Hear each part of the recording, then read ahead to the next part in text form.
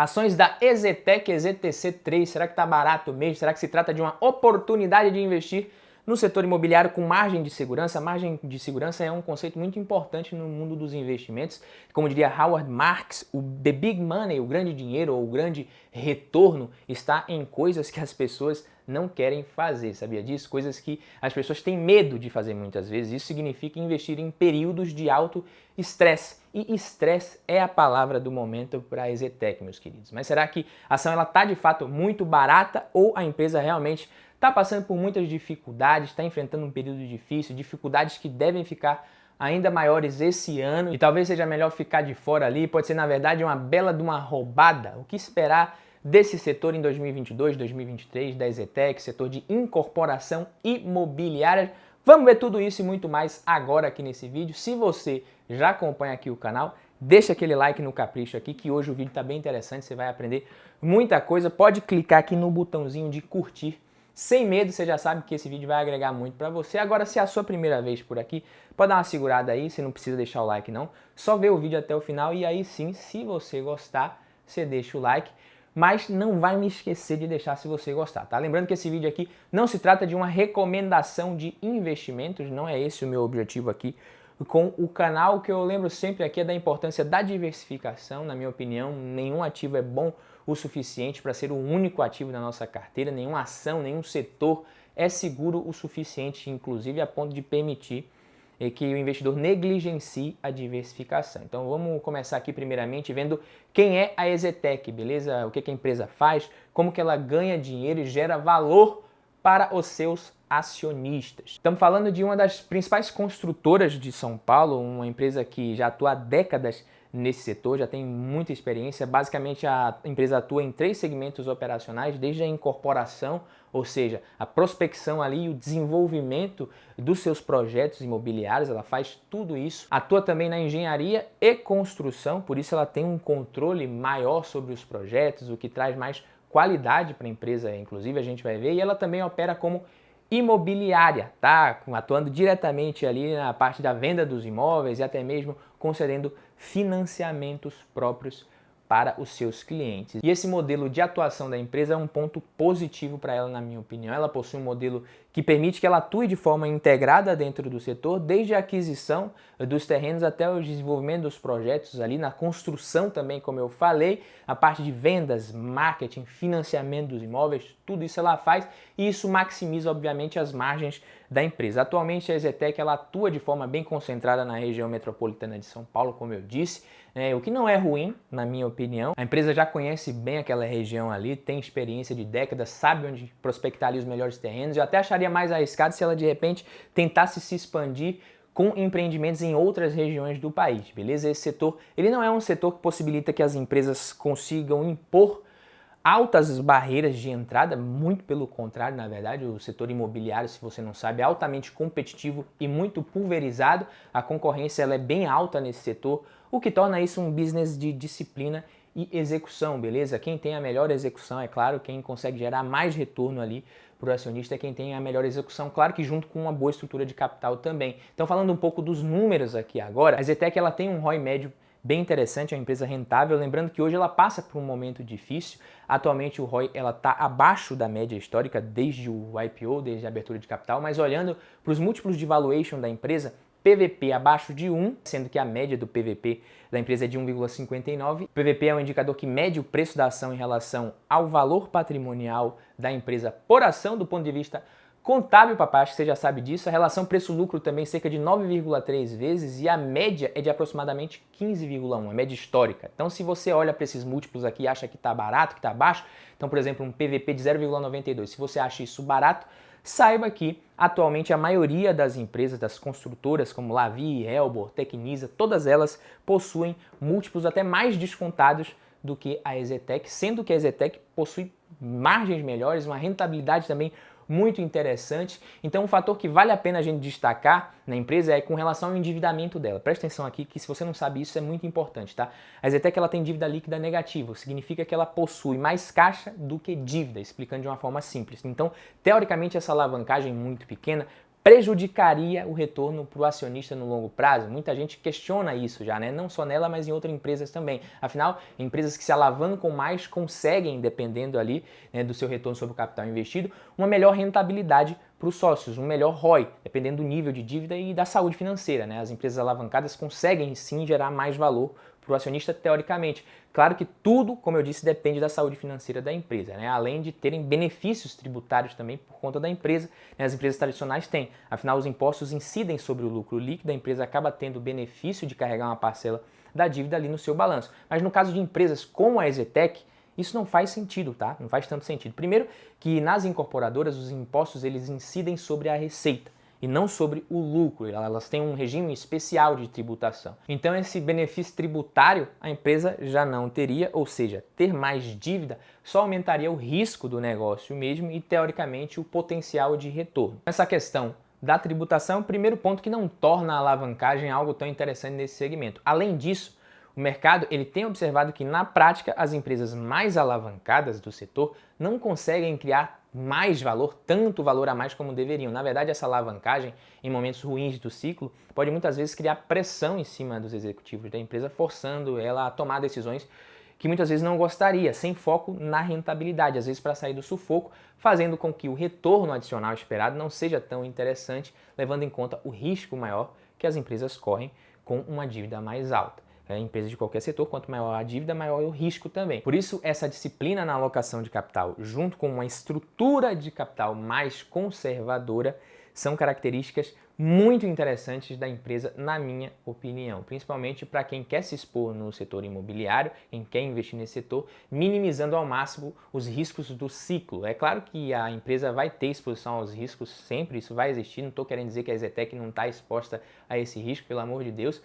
O cenário macroeconômico influencia muito no desempenho dessas empresas, obviamente, a confiança do consumidor, a renda da população e as condições de crédito do mercado, tudo isso influencia pra caramba diretamente, mas se a empresa não tem dívidas e possui uma estrutura de capital saudável, meus amigos, ela consegue até se dar ao luxo de atuar de maneira contracíclica, de certa forma, né? Não ter dívida sempre é bom. Empresa que não tem dívida nunca quebra, como diz Warren Buffett. E aí, unindo essa característica de qualidade da empresa que eu falei, de segurança, com o preço que as ações estão sendo negociadas nesse momento, pode sim se tratar de uma opção interessante. É claro que não dá para conseguir acertar na mosca a hora de entrar. Ninguém vai acertar ali as mínimas quando que a empresa, as ações vão começar a parar de cair e vão subir. Mas dá para afirmar perfeitamente que a margem de segurança para investir na empresa hoje é muito maior do que ali em 2019, no comecinho de 2020, quando as ações estavam nas máximas, quando eu já achava ela uma boa empresa, eu já estava ali meio que dando uma olhada, mas eu não achava interessante naquele momento por causa do preço. Desde a máxima, as ações já acumulam uma queda de mais de 70%. Olhando aqui para o momento atual e para os resultados da empresa, ela teve um resultado um tanto quanto fraco no quarto tri de 2021, e esse resultado ele foi fraco por conta de quê, né?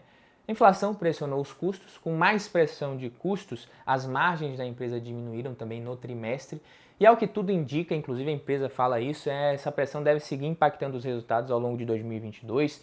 Então a empresa está atravessando um momento realmente desafiador. Inclusive vai sair vídeo amanhã onde eu falo sobre o cenário macroeconômico e empresas que devem pagar dividendos bem acima da taxa Selic. Se você ainda não está inscrito, pelo amor de Deus, se inscreva aqui nesse canal. E voltando aqui a falar da empresa, o que é importante a gente frisar na minha opinião? Os resultados ficaram abaixo do guidance que ela havia divulgado recentemente, mas beleza, até aqui tudo bem. Por que eu falo tudo bem, né? Até quando a empresa apresentou essas projeções ali, ela também não poderia fazer nem ideia do que estava por vir, do que ia acontecer. Covid-19, inflação, alta de taxa de juros, guerra na Ucrânia. Então todos esses fatores foram decisivos para que a empresa não conseguisse alcançar o resultado que ela tinha esperado ali, que ela tinha estimado. Depois, mal acabou a pandemia, já veio a guerra na Ucrânia. Pode ser longe pra caramba do Brasil, mas impacta muito o nosso país. Então, dificuldade na cadeia de suprimento já estava acontecendo. A propensão das pessoas também a comprarem imóveis diminui com a alta dos juros. Na última teleconferência, a construtora ressaltou que parte desse impacto da inflação tem sido até compensado com os empreendimentos lançados recentemente com margens mais altas do que a média do mercado, tá? Mas mesmo assim o impacto existe e não é baixo, beleza? Mas significa que a EZTEC é uma empresa ruim por conta disso, que não vai quebrar e tal? Na minha opinião, não. A EZTEC é uma das empresas mais sólidas do seu setor de atuação, ali do setor imobiliário. Até 2019, começo de 2020, antes da pandemia estourar, ela vinha entregando bons resultados, resultados muito bons também, resultados crescentes. Se você fosse ver, ela ia entrar numa parte legal do ciclo, tanto que as ações vinham subindo pra caramba. E naquele momento, como eu disse, eu já estava meio que de olho na empresa, mas eu achava cara, não tinha interesse em comprar as ações, porque eu achava uma boa empresa, mas achava que estava cara, um pouco arriscado entrar naquele momento ali. Se fosse para eu começar a investir, seria um período mais pessimista, quando o pessimismo estivesse prevalecendo no mercado com relação às ações. Eu acho interessante entrar sempre aos poucos também, mesmo numa empresa premium do setor, como é o caso da EZTEC, né? Tem uma parcela ali muito pequena na empresa, né? Fiz aportes recentemente e pretendo fazendo aportes regulares aos poucos durante esse período mais desafiador, que eu não sei até quando que vai durar, para colher os frutos quando as coisas melhorarem. Para você ter uma ideia, só em 2019 as ações da empresa subiram 150%. Mas como eu disse, o cenário e as perspectivas eram outras naquele período. Então a empresa lançou naquele ano 1,9 bilhão em VGV, sendo que o guidance tinha ficado entre 1,5 e 2 bilhões. O PVP de 2019 foi de 2,76. Preço-lucro bem mais esticado que agora. Mas agora a coisa é diferente. O momento, apesar de mais difícil para a empresa, na minha opinião, e para o setor como um todo, é mais oportuno para quem enxerga como oportunidade de investimento. Tá? O setor imobiliário sofre em momentos de desaquecimento econômico, né, que costuma acontecer em períodos em que a Selic está mais alta, e essas empresas do setor imobiliário elas são interessantes para o investidor que busca se beneficiar em alguns momentos oportunos, como eu disse. Eu não estou falando que é para comprar agora, tá? Para você colocar tudo ali e sair comprando as ações. Eu posso estar errado, isso não é recomendação.